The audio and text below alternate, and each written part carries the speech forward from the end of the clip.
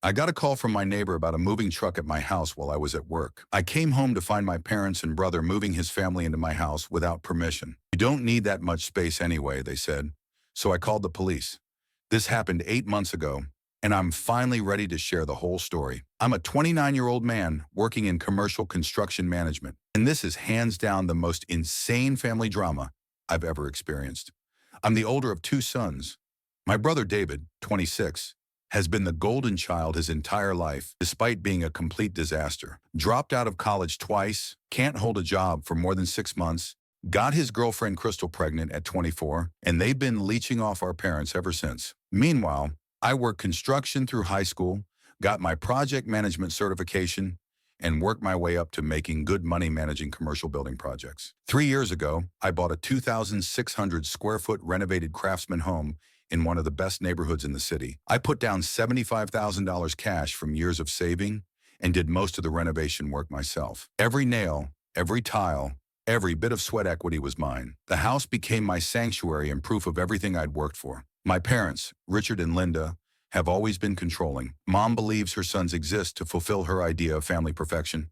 Dad just goes along to avoid conflict. David and Crystal live in their basement with their two kids. David works sporadically as a driver or temp and is currently unemployed again. Crystal has never held a job, spending her days making TikTok videos while my parents pay for everything. For years, the dynamic was simple.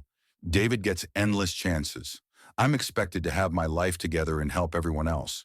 When he crashed his car, they bought him another. When he got arrested, they paid for the lawyer.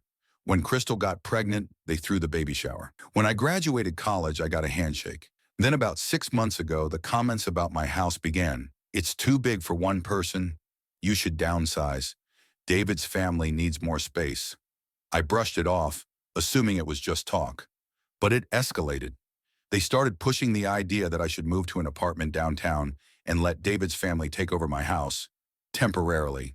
I said no, repeatedly, firmly. A week later, I got a text from my mom.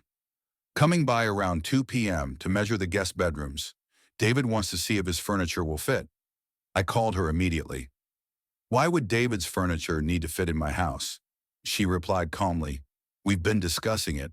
David's lease is up, his landlord's raising rent.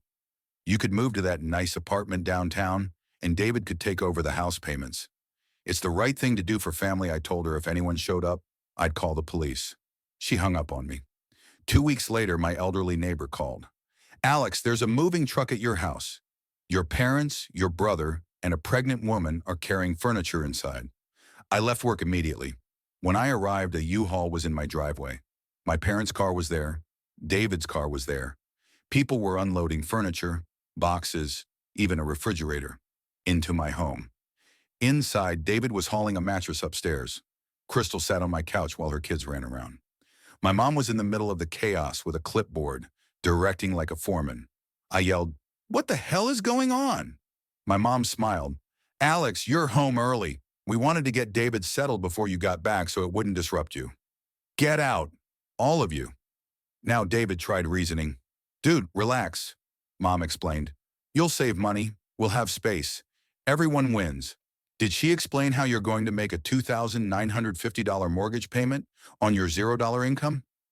They started arguing. Crystal said they get government assistance for housing.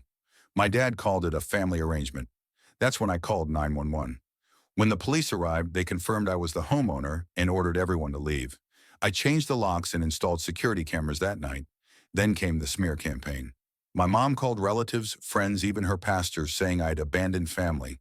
A week later, they showed up at my house with the pastor, an intervention group of 8 adults in my driveway, demanding a family meeting. I told them to get off my property or I'd call the police again.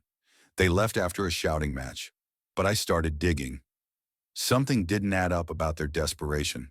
Through county property records, I discovered my parents were in foreclosure. They'd taken out 2 mortgages totaling $135,000 to fund a family investment business that failed. They tried flipping houses and lost money on both. They were underwater on their home and about to lose it. David had filed bankruptcy. Crystal had debts and collectors chasing her. The whole